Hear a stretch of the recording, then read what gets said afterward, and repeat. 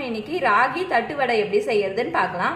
அதுக்கு 1 கப் அளவுக்கு ராகி மாவு வச்சிருக்கேன். 1/2 கப் அளவுக்கு பொட்டுக்கடலை, ஒரு கைப்பிடி அளவுக்கு கருவேப்பிலையை பொடியா கட் பண்ணி வச்சிருக்கேன்.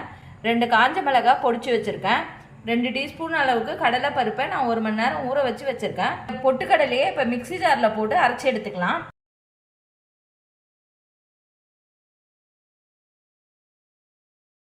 அரைச்ச பொட்டுக்கடலை பொடியை சேர்த்துக்கிறேன்.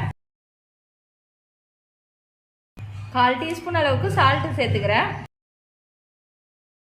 1/4 டீஸ்பூன் அளவுக்கு நெய் சேர்த்துக்கிறேன். இது எல்லாத்தையும் நல்லா கலந்துக்கலாம்.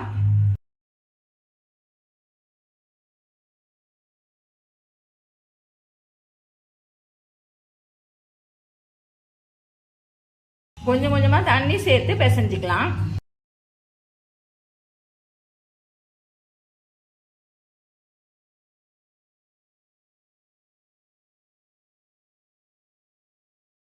இந்த அளவுக்கு நல்லா திக்காவே பிசைஞ்சு வச்சுக்கோங்க.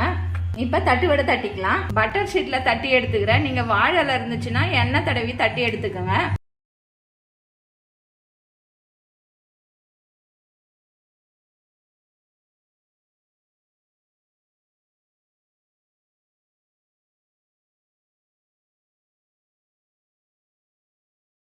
சிம்மிலே வேக வச்சுக்கோங்க. அப்பதான் கிறிஸ்பியா இருக்கும்.